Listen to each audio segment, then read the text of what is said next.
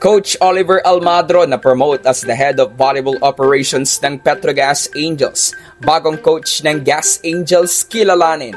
Rhea de Maculangan hindi pa magre-retiro. Tots Carlos lilipat sa PLDT. Anong katotohanan sa balitang ito? Good day ka-trending, this is Ron Michael, the voice artist of this channel. Ngunit bago natin yan pag-usapan ay huwag mong kalimutan mag-subscribe and click the notification bell para updated ka sa latest Pilipinas volleyball trends. Pagkatapos ng dalawang conferences bilang head coach ng Petrogas Angels, na-promote si Oliver Almadro bilang bagong head ng volleyball operations ng Petrogas. Ibig sabihin nito ay hindi na siya ang magiging main tactician ng Gas Angels. Para sa mga hindi nakakaalam, ang head of volleyball operations position ng Petrogas ay dating hawak ni Jerry noong mga panahong si Arnold Lanyog pa ang head coach ng Angels. Pinalitan si Lanyog ni Ralph Ricafort na nanguna sa Reinforced Conference Championship ng Angels at pagkatapos ng kanilang kampyonato ay lumipat si Ricafort sa PLDT.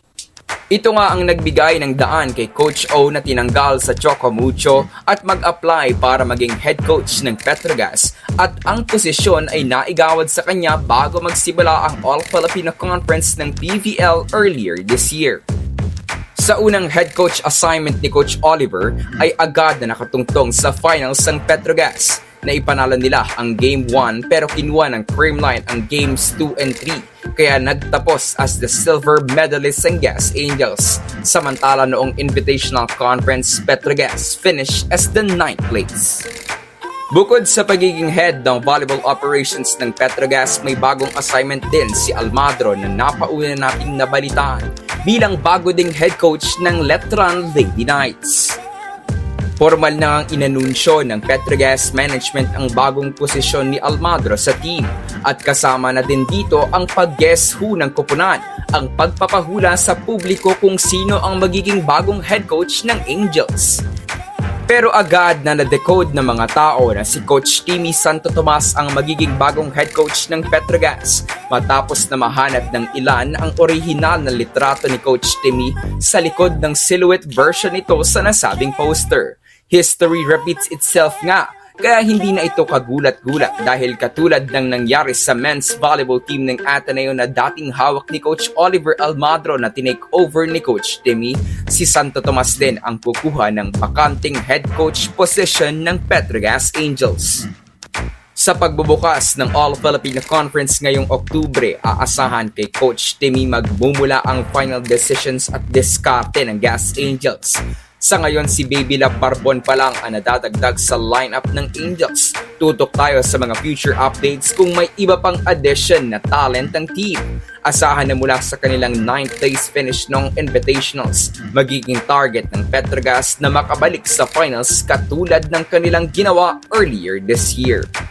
Samantala sa panig naman ng PLDT High Speed Hitters, ipinahayag ng most veteran player ng team with Rhea de Maculangan na hindi pa siya magre-retiro sa paglalaro. Ito'y matapos na mabalitaan natin na ma-engage si Rhea sa kanyang longtime partner na si Raymond Villarete. Ika nga ni Dimac, engage pa lang, hindi pa agad ikakasal. Mayroon pa daw inaantay si former UST standout. Medyo floating pa nga raw ang kanyang pakiramdam. Pero pagkabalik ni Rhea mula sa Estados Unidos ay kailangan ng magtrabaho at magbalik ensayo dahil may goal sila ng kanyang teammates at coaches sa paparating na All-Filipino Conference. Sa kabilang banda matunog ang quote-unquote chismis na lilipat si 3-time PVL MVP Tots Carlos mula sa Creamline papuntang PLDT sa 2024. Halos 1 milyon kada buwan umano ang offered salary ng PLDT management kay Kaloy at may mga matatanggap pang incentives kapag nakapag-podium ang team at kapag nakakuha siya ng mga individual awards. Halos silang araw at linggo ding naging focus ng mga usapang volleyball ang Creamline dahil sa pagka-import ni Gia sa Japan at sinundan nga ito ng pag-alis daw ni Kaloy sa CCS papuntang High Speed Hitters. Pero ang mga balitang ito ay tila sinagot ng social media pages ng PLDT nang mag-post sila ng picture ng court action ng team na may text na gulatin niyo sila, huwag kayong mag-recruit. Sa ngayon ay madaming mga litrato si Tots Carlos kasama ang kanyang mga teammates sa Creamline na nag-e-ensayo at naghahanda sa paparating na AFC. Kaya naman intayin na lang natin ang pagtatapos ng 2023 at dun talaga tayo magkakaalaman. Sa pagtatapos ng taon ay magwawakas na din ang pinirmahang 2-year contract ni Calloy sa Creamline. Let's see if magkakaroon siya ng extension sa team kung saan niya kasalukuyang natatamasa ang kanyang peak o lilipat siya ng ibang koponan para sa iba pang experiences. So that's it for today's video ka trending. Do not forget to subscribe and click the notification bell para updated ka sa latest ganap ng women's volleyball ng Pinas. Thanks for watching. Bye for now!